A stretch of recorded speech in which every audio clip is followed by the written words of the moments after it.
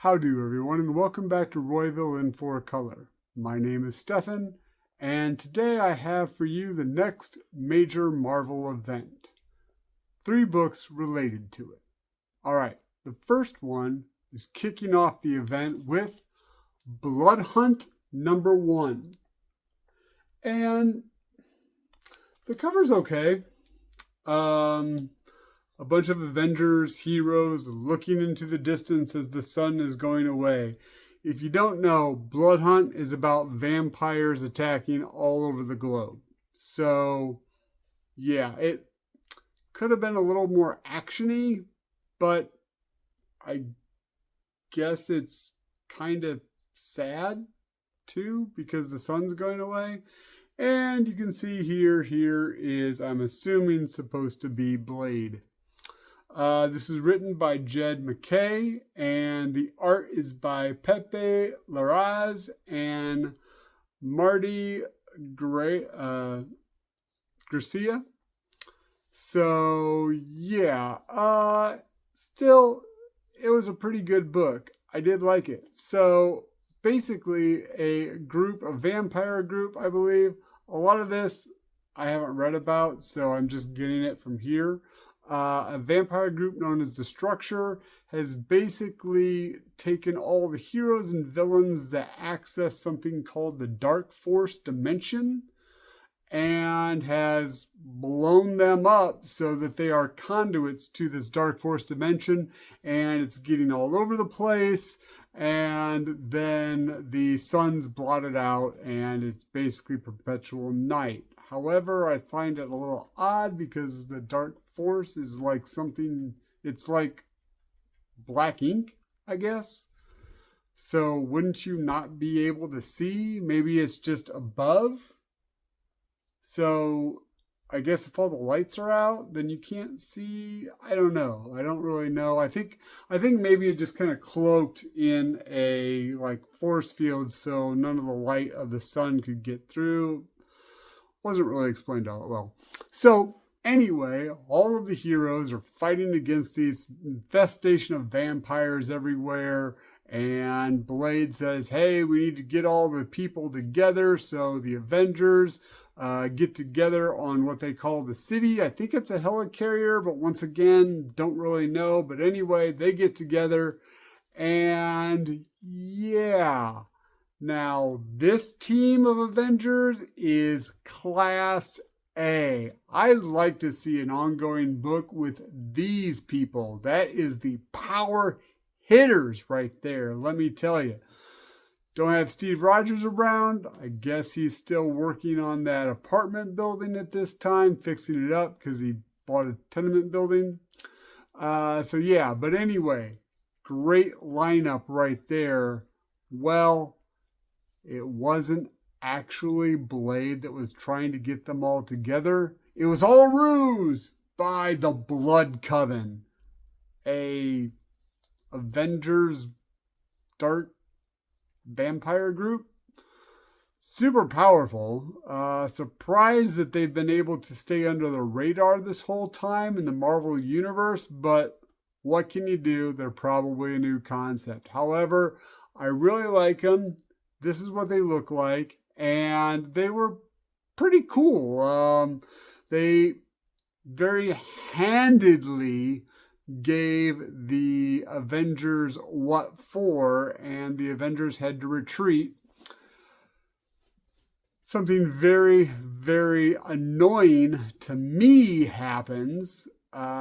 Maybe they just had to get him out of the way. I don't know, but I don't want to spoil it. But if you know me, you probably understand what I am talking about, but I'm not going to spoil it. And then we come to find out at the end who the person is that's really doing the thing, has gotten the vampires together to basically attack all of humanity and the heroes. So, if you don't want to know, mute this and just look away. I'll let you know when it's safe. I'll put down here when you can start listening again. Okay, I'll give you a second. Okay, so for all of those that are still here that want the spoilers, so the big bad of Bloodhunt, at least what we think right now, because he basically says it, is Blade. Really? Wesley Snipes is the big bad? My gosh, seriously? I did not see that coming. Like, I thought, because he was like, well, you know who it is, blah, blah, blah. And he's like, it's me. And then he totally cuts Doctor Strange in half. Are you kidding me? Seriously, who is it? Like, is it actually him? Is it Morph? I mean, I know he's kind of a prick a little bit in the cartoon, but like, really, Morph? You want a bunch of... Anyway, yeah. Or maybe it's Mystique? Mystique acting like him, but then wouldn't they know that it's not Blade? But yeah, or maybe it's Darkseid. Yeah, maybe it's Darkseid from the DC universe because he wants everything dark, because Darkseid is. I could be onto something here. Is this a huge crossover that we're probably not. So, okay, well, you can come back now and there. Okay. So yeah, I got the red band version. It came in a bag because there's some grotesque stuff that's in it. Not really all that much. Probably obviously not meant for children, but if this is the red band version, I really wonder what the normal version looks like. I should have got it, but not made of money here. So yeah, it also says basically there's this big tagline of who's gonna be bit. Well, really nobody of interest gets bit in the first issue. So we'll see what happens in the next. That being said, let's go on to my second book here. It's a tie-in book, The Amazing Spider-Man 49. Now, this is just basically the current run of Amazing Spider-Man, taking a little break so that they can do something with the Bloodhunt event. This is written by Zeb Wells, and the art is by John Romita Jr. And I gotta say, I've never really been a fan of John Romita Jr.'s art. For me, he's too hashy. I don't know if you can, here, let me see if I can. So, there's a lot of hash marks in the clothes and some on the faces, but I gotta tell you, and he's always been kind of blocky. If I can find a good representation of what I don't like for John Romita, I'll put it here. John Romita Jr., I'll put it here for a second. However, I have to say that he must have softened his style, because I really enjoyed his artwork in this issue. Here's an example of Spidey being Spidey, and not a lot of hash marks, not so blocky and clunky. There's more fluid movement. I really, really liked his art here. And so, yeah, if you're changing your style slightly and it's going more like this, I'm kind of on board for it, John Romita Jr., since I don't know you. If you are doing it too, and you ever see this video, put that down in the comments. But anyway, so this one it's a tie-in. It's not part of the main story. Basically, Peter Parker gets a call from a D-list villain, basically a henchman of Tombstone, I think. And his C-list girlfriend needs help. So he basically convinces Peter to help him save her. White Rabbit, I think her name is. She has a rabbit motif. Yeah, and in doing so, he finds out that there is actually a moral dilemma in just slaying a bunch of vampires. It was a pretty fun read. Last issue had my girl Hallows Eve in it and Ben Riley. I really wish that would have continued. But yeah, this was a pretty fun read. However, that being said, at the end of it, it said to be continued in Amazing Spider-Man Bloodhunt #1. Are you kidding me, Marvel? No, look at this.